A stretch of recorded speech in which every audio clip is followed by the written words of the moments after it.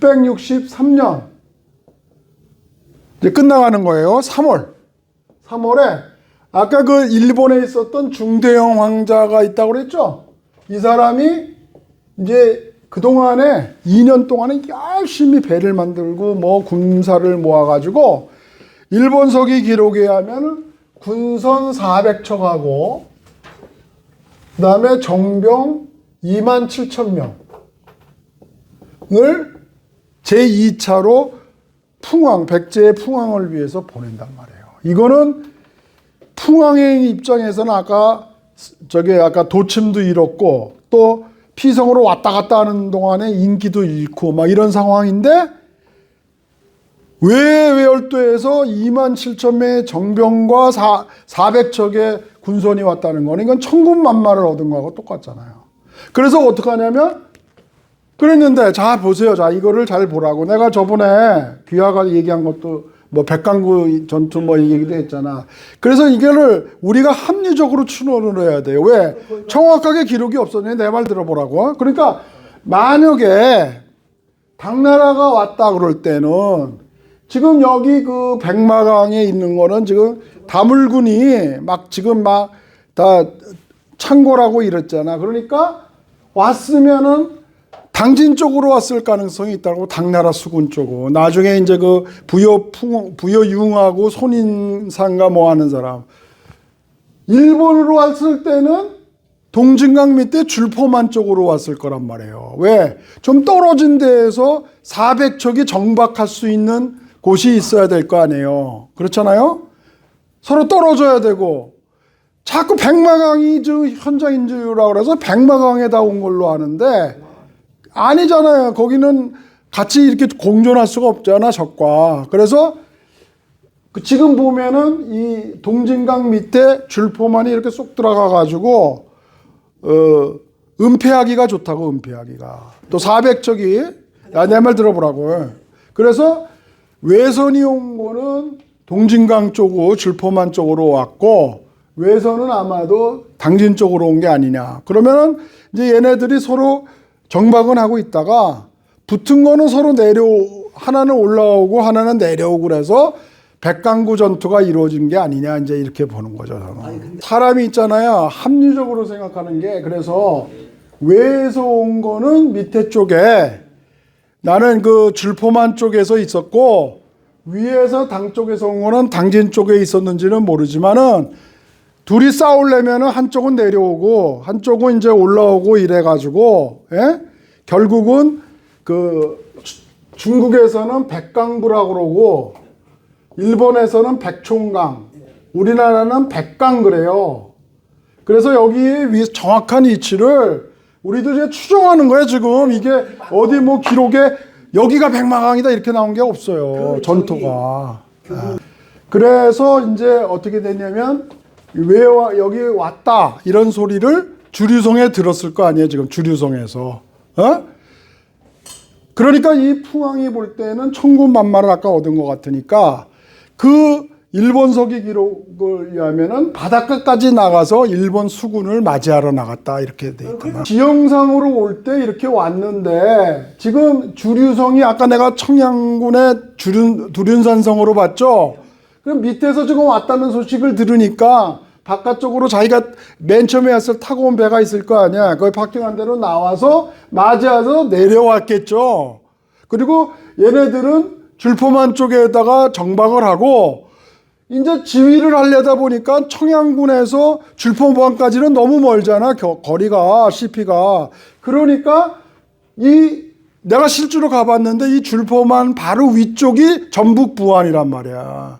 그 전북 부안에 뭐가 있냐면 우금산성이라고 있어요. 내가 올라가 봤어. 그리고 여기 울산바위라고 그래가지고 부여복신이 숨어 있다가 나중에 죽는 데가 바로 이 전북 부안의 우금산성 안에 울산바위도 있단 말이에요. 그러면 내가 볼 때는 지금 왜군을 상정을 하는데 이 주류성에서 밑에서 온 여기 있는 왜군을 지휘하기가 어려우니까 주류성에서 나와서 배를 타고 내려와서 전북 부안 쪽으로 와서 거기를 주류성으로 한다 이렇게 정할 수가 있는 거예요. 근데 기록에는 여기가 두솔성으로 나와. 두솔성. 일본석이나 이런 데서 보면은 성 이름이 지금 자꾸 바뀌잖아요. 웅진성인데 지금은 공산성이라고 그러고, 뭐 아까 저 임종선도 지금 가면 봉수산성이라고 그러고, 성 이름이 자꾸 바뀌잖아.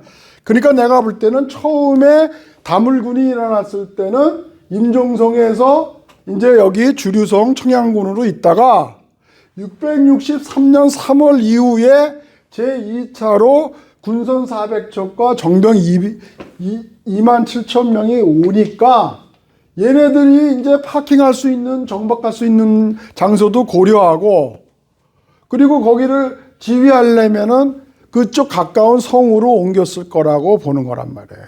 그 옮겨서 663년 3월 이후에 옮긴 성이 전북부안으로 보는 거예요.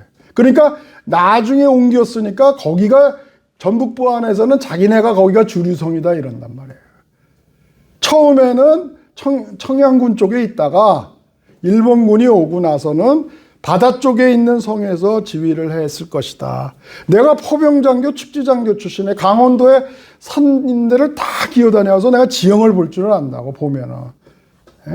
그래서 내가 다 현지 답사를 다 하고 지금 많은 그 기록이나 이런 걸 해서 형사 콜럼보 같이 조그만 기록 이런 것까지 다 합쳐서 주류성이 여길 것이다. 그 다음에 여기가 나중에 지휘하러 옮겼을 것이다. 그래서 우리가 저번에도 얘기했죠. 요소백제에 있었는데 한반도 임나가라를 거쳐서 일본으로 가니까 여기 있었던 건 얘기 안 하고 가야 쪽에서 갔다 자꾸 이렇게 얘기하는 거거든.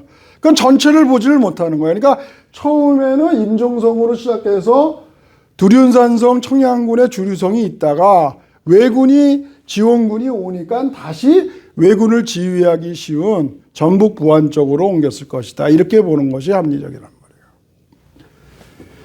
자, 그렇게 해가지고 이제 그 천도를 했어요. 그랬는데 여기서 이제 뭐냐면 이 풍왕이 경험미숙이야. 경험미숙이 뭐냐? 지금 아까 그 부여복신하고 갈등이 있다고 그랬었잖아요. 자기가 죽이지 말라는 도침도 죽이고 그랬는데 일본서 지금 이렇게 천군만마 군선 400척하고 정병 2만 7천. 그러니까 이제 지휘권을 내가 뺏어야겠다. 복신으로부터. 그리고 아마도 그 왜군 장군들이 왔을 거 아니에요. 그게 병사가 더 많으니까 그거 예하에 복신의 다물군을 편성했을 가능성도 있단 말이에요. 왜? 부여복신이 여기서부터 거부를 합니다. 풍왕을 도와주는 거예요. 왜? 지금 왔을 때 웅진도독부만 치면은 이제 그 백제 부흥이, 그 복국이 다 이루어지는 상황이었는데 복신이 갑자기 칭병을 하면서 안 싸우겠어. 사보타지를 한다고. 그리고 어디냐면 이 울산바에는 복신굴이라는 데가 있어. 복신굴. 거기 가면 나오지 않고 칭병하면서 있었다고 하는 게 전북 부안에 올라가는 복신굴이 있단 말이에요. 근데 여기에 내가 왜 왔냐면, 여기를 왜 보냐면 그 풍왕이 일본군을 앞세우고 복신을 잡으러 온단 말이에요. 여기로 부안에 있는 복신굴로. 거기 가면은 이렇게 야외 음악당 같이 이렇게 돼 있어요. 올라가 보면. 그래서 우리가 그런데 여기 그래서 잠깐 말이 빨리 나오는데 이 복신굴에 칭병하고 있는 사람들을 했는데 그 해규라고 하는 의자왕의 아들이 또 있었는데 이 사람이 유인계의 그 설득을 받아서 이 복신 장군이 구테타를 일으켜서 풍왕을 죽이려 한다. 이런 유언비어까지 막 퍼뜨린단 말이에요. 지금 이간질을 시키는 거예요. 무슨 말인지 알겠죠? 그래가지고 이간질을 시켜가지고 그 어떻게 하냐면 그 그 풍왕이 복신을 죽여야겠다는 생각을 할 거예요. 그래서 문병하러 가는 척하고 여기 지금 울산바위를 찾아 올라갔단 말이에요. 올라갔는데 복신은 그렇게 대병력이 왔을 줄 모르고 오히려 복신도 이제 그 풍왕을 죽이려고 이런 생각을 하고 있었는데 먼저 잡혔어, 복신이. 그래서 일본 서기를 보면 손가락 가운데를 정으로 뚫었다는 거야, 쇠로 뚫어가지고 쇠가죽을 여기다 집어넣어가지고 손을 묶었다는 거야. 손을 묶고 넣고 막 하니까 막 비명이 지르고 막 이렇겠죠. 그리고 나서 풍왕이 그 옆에 있는 그 부하들에게 이자를 어떻게 하면 좋겠냐 그랬더니 그 중에 하나가 목을 베야 됩니다. 이렇게 참수해야 됩니다. 이렇게 하는 거예요. 그래서 어떻게 하냐면 복신의 목을 잘라가지고 새우젓 담그는 젓갈통이 있었나 봐. 또 거기다 목을 집어넣었다는 거예요. 일본서기 기록은. 그래서 이제 내가 얘기하는 건 뭐냐면 그래서 우리가 여기를 올라가서 제사도 지냈어요. 차례 조그맣게. 그걸 알고 올라갔으니까. 그래서 줄포만 막걸리가 엄청 맛있더라고요. 그래서 줄포만 막걸리하고 뭐 과일하고 몇 개 사갖고 과자 이런 거 갖고 올라갔더니 거기 이렇게 제단이 조그만 게 있더라고요. 그래서 거기다 놓고 우리가 한 잔씩 술도 올리고 왜 그랬냐면 그 복신이 죽어갈 때 질렀던 비명이 이 다물군의 마지막 전주곡이었단 말이에요. 패망의 전주곡이었단 말이에요. 우리가 내가 아까 얘기했잖아. 어떤 가정에서도 그 집안이 서로 이렇게 합력해가지고 서로 합선해서 그 연합을 해서 어떤 일을 치러야지 서로 내분이 일어나면 안 돼. 형제끼리 싸우거나 무슨 아내를 죽이거나 이러면 내쫓아 보내거나 이러면 되겠어요? 안 되잖아. 그러니까 내가 풍왕이 경험이 미숙하다는 거야. 왜냐? 그렇게 기분이 나빴다 하더라도 인내심을 꾹 참고 일단 그 부여복신을 예우해서 상장군이나 이런 거를 해놓고 왜군하고 서로 왜군도 그 지휘할 수 있게끔 그런 지휘를 주고 그러고 나서 웅진도독부를 친 후에 완전히 그거를 회복하고 나서 그 다음에는 붙잡아가지고 너 이럴 때 내가 도침 죽이지 마라 그러는데 왜 명령을 어기고 항명하고 죽였느냐. 너 이렇게 했을 때는 왜 월권행위를 했냐. 그걸 나중에 문책을 해야 됐다는 거죠. 일의 순서가 공무원이 지금 한 번에 딱 알아듣잖아. 일의 순서가 복신을 먼저 죽였기 때문에 이게 완전히 안 되게 된 거예요. 그건 내가 조금 이따 이제 설명을 하면 알겠는데. 그래서 내가 여기 공무원들 가르칠 때 항상 서울에서 문제 내는 게 있어, 여기서. 자, 여기 부천 이마트잖아요. 부천 이마트에 여진족이 쳐들어왔어. 여진족이 쳐들어왔어. 그 오문화 장군이, 아무래도 여진족이 세니까 퇴각을 하라는 나팔수한테 퇴각을 불어라. 이렇게 명령을 했는데 이 나팔수가 실수로 공격하라는 저걸 불었다고 거꾸로. 그래서 공격을 했는데 이겼어 또.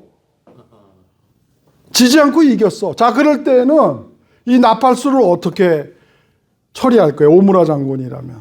자, 내가 퇴각하라고 부르려고 그랬는데 공격하라는 걸 불었는데 전투에는 이겼어. 자, 이럴 때는 이 나팔수를 어떻게 할 거예요? 일단 좋게 해야죠. 좋게 보상해 준다. 여기는 옥구다 씨는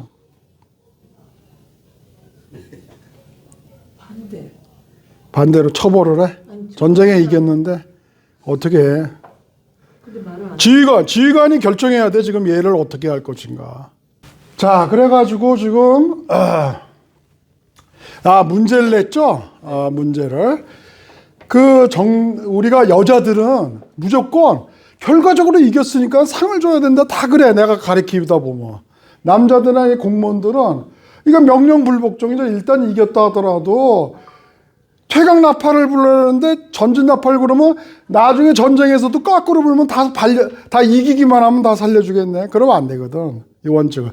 그런데 처벌해야 된다. 남자들은 그래. 그런데 정답은 그게 아니고 일단 원칙을 지켜서 처벌은 하는데 죽이지는 않고 어느 정도 기간을 뒀다가 처벌을 줬다가 나중에 이제 이긴 거에 대해서 포상을 해준다. 이게 정답이야. 그러니까 이게 선후절이 방식이 중요한 거거든. 그러니까 여기서 아까 내가 다시 돌아가면은 부여복신이 아무리 상극이고 기분 나빴던 일을 하더라도 일단 왜군이 왔을 때 계속 지휘권을 주면서 왜군하고 지금 그 국내 다물군하고 합쳐서 총공격을 해서 나당야군의 본부인 웅진도독포를 격파하고 완전히 이제 승리하면 그때 이제 야 복신을 잡아와. 그래가지고 잡아서 당신이 이럴 때는 내 말을 하지 말았는데 항명한 거 아니냐, 월권행위 아니냐, 그때 가서 문책을 했어야 되는 거란 말이에요. 근데 경험 미숙이야. 그래서 사람부터 먼저 죽이는 거야. 감정적으로 인내를 못하고. 그래서 어떻게 돼요? 그 복신의 비명 소리가 다물군 멸망의 전주곡, 서곡이 됐다. 난 이렇게 보는 거야. 왜? 그 사람이 죽으면서 그냥 죽었겠어? 막 잘려가면서 죽을 때 뭐라고 그랬어? 내가 너를 불러온 게 나고 내가 네 아저씨인데 네가 잘 될 것 같으냐 이러고 죽을 거 아니야. 내가 또 시나리오 쓰는 사람이니까 뭐야? 그날 죽인 날 풍왕 잠자리에 또 복신이 머리가 풀린 게 와가지고 이놈아 네가 날 죽일 수 있느냐 이랬을 거 아니에요. 그죠? 네. 그렇게 되면 어떻게 되냐면 그 다음날 그 장성택이 죽이고 나서 그 김정은이가 막 얼굴이 막 이렇게 됐듯이 그 제대로 판단력이 없어지는 거야. 막 그 중요한 순간에 그렇게 큰 일을 하면요, 그렇게 죽이는 걸로 끝나는 게 아니야. 그 후유증이 있어요. 후유증. 예. 그래서 이제 어떻게 되느냐 이렇게 있는데 이 당나라가 또 가만히 있질 않죠. 당나라라는 나라는 어떤 나라입니까? 중국이라는 나라는 전쟁에서 항상 써먹는 게 뭐죠? 중국에서 써먹는 게 뭐냐면 이재이라고. 이재이. 예?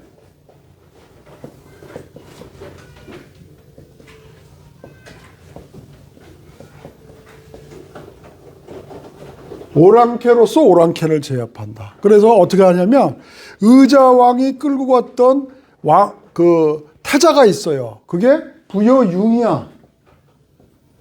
부여융은 부여풍, 일본에서 온 풍보다 형이었어. 예? 이 부여융하고 이를 부여왕이면서 동시에 웅진도독부 대총관으로 임명해서 그 손인사라고 하는 그 해군 장교였을 것 같아요. 이게 170쪽의 그 수군을 이끌고 온단 말이에요. 이 사람이 당나라에서 와. 그리고 지금 여기에는 부여풍이 있었죠. 그리고 다물군은 있고 그다음에 이거 왜군이 있었어. 지금 아까 그 왜에서 지금 중대형 왕자가 보낸 이렇게 두 도에서 온 부여풍왕이 있단 말이에요. 그러니까 이건 뭐냐면 교묘하게 부여풍왕하고 부여융을 싸우게끔 이재이전법을 쓴 거야. 너희들 형제끼리 싸우라고. 그런데 여기에서 지금 말하면 캐스팅 보우트. 캐스팅 보우트는 결정적인 그 투표에 영향을 줄 수 있는 게 누구였냐면 흑지상지였단 말이야. 흑지상지. 흑지상지가 이제 다물군을 이끌고 온 거야. 부여복신 다음에 2인자였으니까. 그러면 이 사람이 어느 쪽을 선택했을 것 같아요? 자, 이 두 번째 문제야. 자, 두 명의 왕이 있어, 지금. 부여용을 선택했죠. 왜요? 모르죠.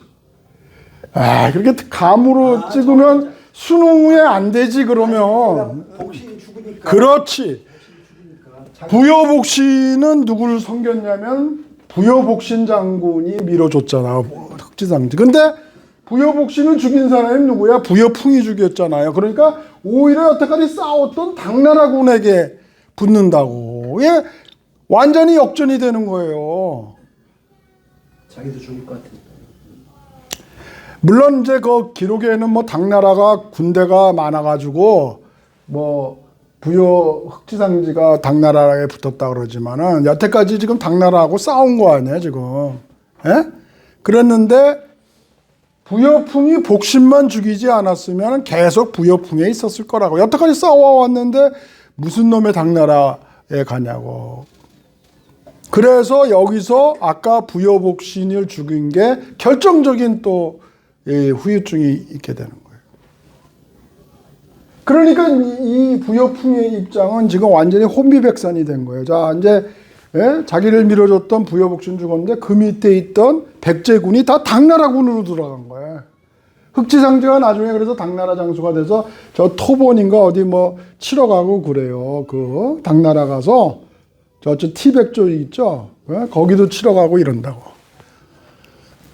중국에서는 당나라 장수로 또 나와 갑자기 흑지상지가.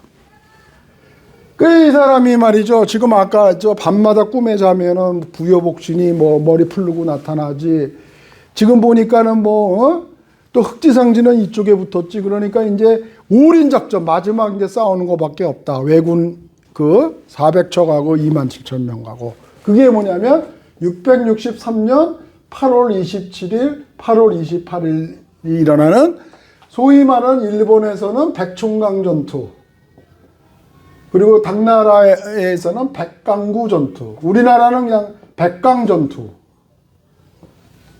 그러니까 이제 요때 바로 8월 27일하고 88일 마주칠 때가 그 당나라가 아까 지금 손인사가 끌고 왔던 거는 아무래도 그 당진 쪽에서 있었을 것 같고 당나라에서 왔으니까, 예? 이쪽에서 온 거는 동진강 줄포만 쪽에다 일단 있었다가 이제 서로 이렇게, 예? 치려고 밑에서는 올라가고 밑에서 아래로 내려와서 어떤 지점에서 싸웠는데 그게 백강구 전투라 이거예요 지금.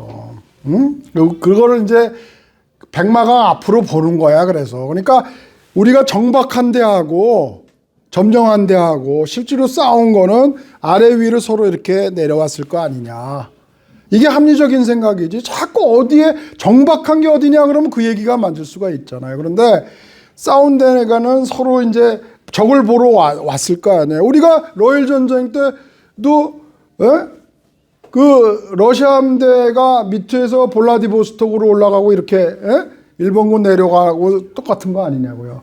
그러면은 이제 이 싸움에서 그런데 첫날은 서로 우리가 탐색전을 했는데 우리가 그 충파라고 들어봤어요? 그 우리 영화 명량해전 이런 데보다도 옛날에는 미사일을 쏘거나 뭐 이런 게 없으니까 백길이 부닥쳐 먼저. 백길이 땅 부닥친단 말이야. 그래가지고 그 앞에다 쇠 같은 걸 달아가지고 선수에다가 쳐가지고 속력으로 가서 배의 옆구리를 때린다거나 그래서 깨부시고 이러는 거거든. 이게 이제 충파라고 그러는데 일본은 갑자기 2년 동안에 400척을 만들으니까 급조원을 하고 배가 작았다는 거예요. 근데 당나라는 척수는 적어 170척밖에 안 되는데 무지 컸다는 거예요, 배가. 그래가지고 첫날은 풍파에서 져가지고 철수를 해요, 일본 배가. 근데 그 다음날 이제 올인을 다 해가지고 마지막 전투다, 풍황이. 그래가지고 이제 네 차례를 붙었다는 거예요, 네 차례. 28일 날. 그랬는데 문제는 이제 뭐냐면 아까 그 우리나라 다물군의 지휘관들이 다 빠지고 다물군이 당나라 쪽으로 붙었다고 그랬죠. 그러니까 풍황은 지금 왜군밖에 없는 거야. 왜에서 온대. 근데 서해안에 간만의 차라든가 조류 시간 이걸 전혀 모르는 거야. 지형을. 일본서 와가지고. 거기에 지금 부여복신이 있었으면 지휘를 적절히 했을 텐데 다 제거했잖아. 그 네 차례 전투를 했는데 막 정신없이 싸우다 보니까 이 간만의 차이를 못 해가지고 이제 불리하니까 퇴각하라 그랬는데 일본 배는 임진왜란 때까지도 맞지만 이 V자형에 이렇게 뾰족하다가 거지. 막 싸우다 보니까 썰물 시간을 잊어버린 거야. 퇴각을 해야 되는데. 그런데 썰물 때 갯벌만 남아있고 물이 싹 빠지네. 그런데 여기 다 박혀버렸어. 일본 배가. 갯벌에. 무슨 말인지 알겠죠? 우리나라는 판옥선이라고 그래요. 이렇게 여기 밑에가 이렇게 넓적하다고. 그래서 이순신이 임진왜란 때도 이긴 이유는 뭐냐면 판옥선에는 안전적이기 때문에 함포를 쏠 수가 있어요. 그 안에. 때려도 이게 배가 쓰러지지가 않아. 근데 일본선은 함포를 때릴 수가 없어. 이게 넘어져. 이게 뾰족해가지고. 그래서 어떻게 하냐면 일본은 항상 그 중세식으로 가까이 와가지고 타고 올라가서 바이킹 같이 이렇게 도선에서 올라가서 칼싸움을 잘했거든, 일본은. 그러니까 밤에 기습을 해서 도선을 타고 올라타가지고 야간에 칼싸움으로 이기는 게 일본의 주특기였거든요. 근데 이순신은 멀리서 오면 그냥 포로 쐈으니까, 여기도 또 걸린 거예요, 이렇게. 임진왜란 때도 그랬으니까 이건 지금 663년에는 더 취약했겠죠, 일본 배가. 그래서 삼국사기의 기록이 이게 나오는데 3일 동안 그 신라 수군과 당나라 그 수군이 불화살을 쐈다는 거야. 불화살. 불화살을 쏴가지고 어떻게 되냐면 3일 동안을 연기가 오르고 막 타고 있었다는 거야. 그러니까 여기 그 상륙작전도 못하고 웅진도독부를 쳐야 되는데 강바닥에 다 떨어지거나 뭐 이렇게 불타서 죽거나 이랬다는 거야. 화염에 매죠. 그래서 여기서 지니까 어떻게 됩니까? 풍왕이 고구려로 도망가요. 동생한테 지휘검을 주고 고구려 가서 군사를 구해오겠다고 간데 가고 나서 아무도 그 이후에 얼굴을 못 봤다는 거야. 그래가지고 뭐예요? 그 동생들이 싸우질 않고 아까 그 부안이 있죠? 부안이 1차적이었는데 이 부안이 일본에서는 두솔성이라고 그래. 두솔성. 이 두솔성이 1차적으로 함량이 되고 2차는 주류성인데 이제 청양군. 그 청양군은 뭐예요? 지금 다물군이 점령하고 있었는데 그 다물군 흑지상지가 당나라 쪽으로 들어갔잖아. 그러니까 당연히 거기를 지키는 애들이 야 흑지상지가 싸우지도 않고 야 인마 거기 우리 항복해 그러면 싸우지도 않을 거 아니에요. 아마 상식적으로 뭐 일부 싸우는 사람도 있었는지 내가 모르겠지만은 대부분은 지금 거의 점령했던 사람이 당나라 쪽으로 돌아갔는데 그리고 지금 여기 백천광 전투에서 일본 왜군이 지금 패망했다는 걸 소식을 들었는데 항거할 사람이 없잖아. 그래서 두 번째가 이제 두솔성 그 위에 있는 주류성 아까 지금 청양군에 있는 거 마지막 남은 게 이제 뭐냐면 임종성이 있었단 말이야. 임종성. 예? 임종성은 이제 그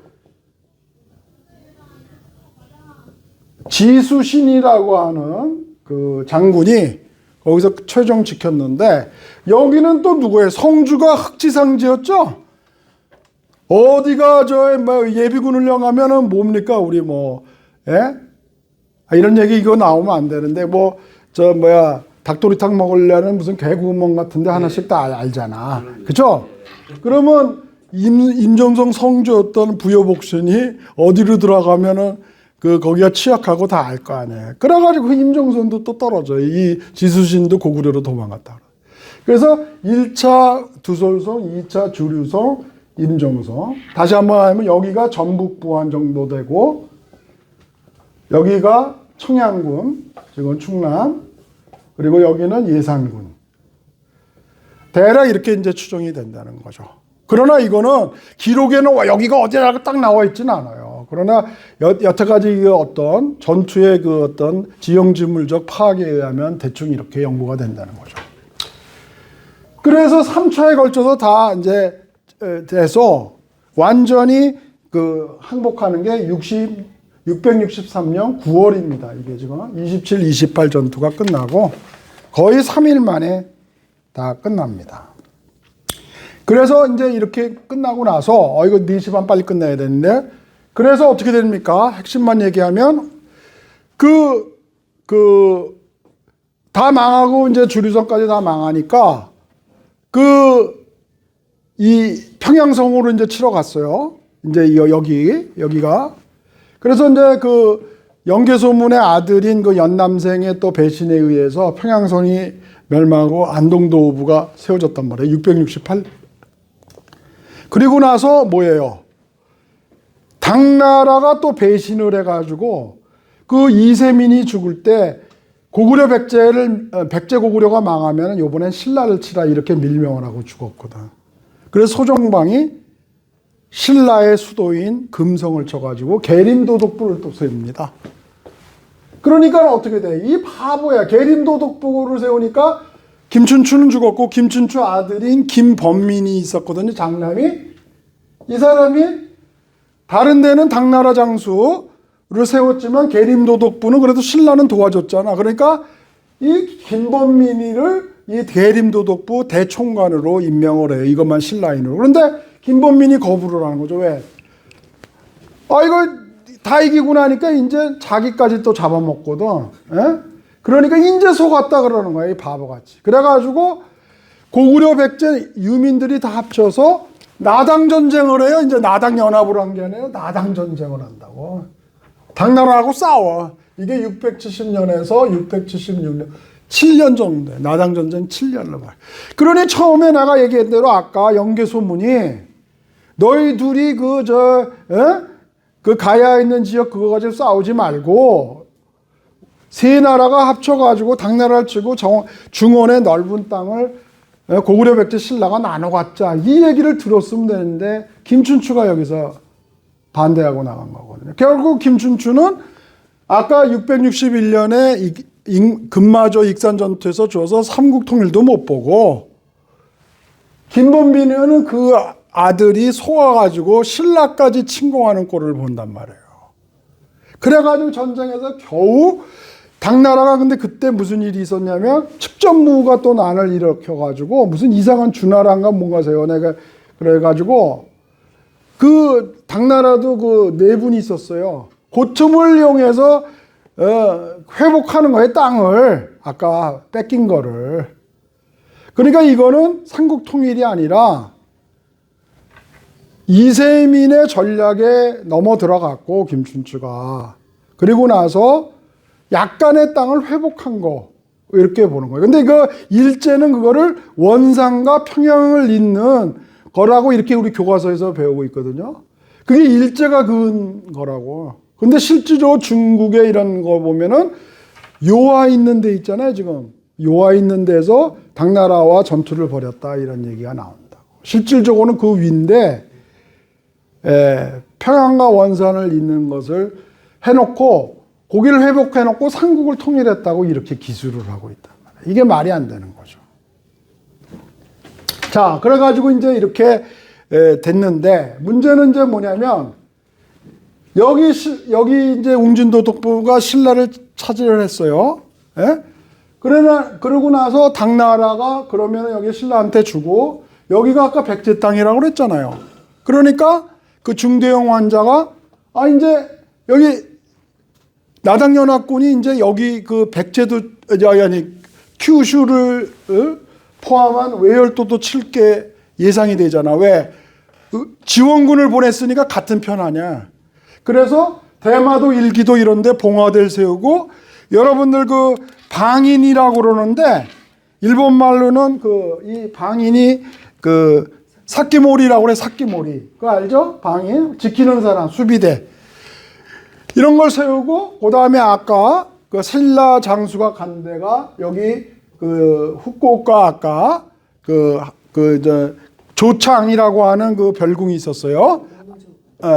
아니 그 아까 그 저기 첨도했다고 그랬잖아요. 그때 세웠던 조창이라고 하는 별궁이 있는데 그렇죠.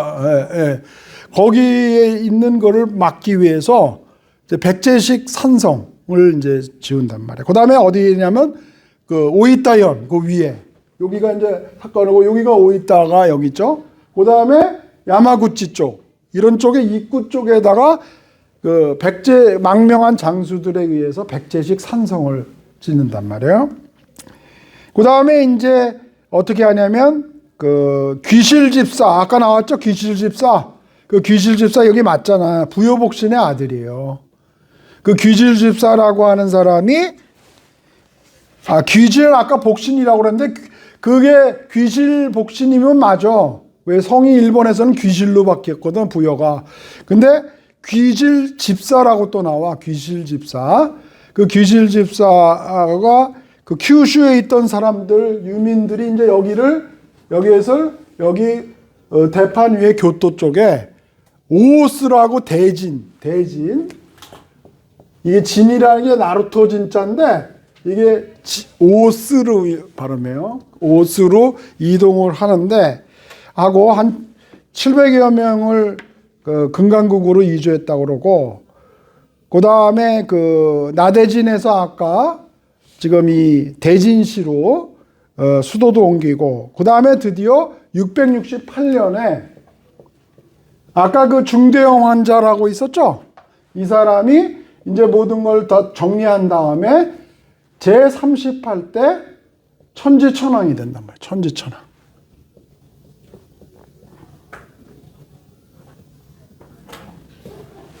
덴치덴꼬라고 막 우리나라, 왜냐면 일본이란 말을 처음 만들고 그때 초대 왕이나 마찬가지니까 이렇게 돼서 이제 그 간단 말이에요. 그러니까 이걸 보면은 이 사람이 이제 드디어 나당연합군이 지니까, 이제 그 남부여가 지니까 이제 뭐냐, 여기도 살아남아야 되잖아, 여기서라도. 그래서 어떻게 하느냐, 백제 유민들이나 장수들을 다 받아들이고 이제 670년에 일단 여러 가지 설이 있지만 일본이라는 나라를 선포한다고.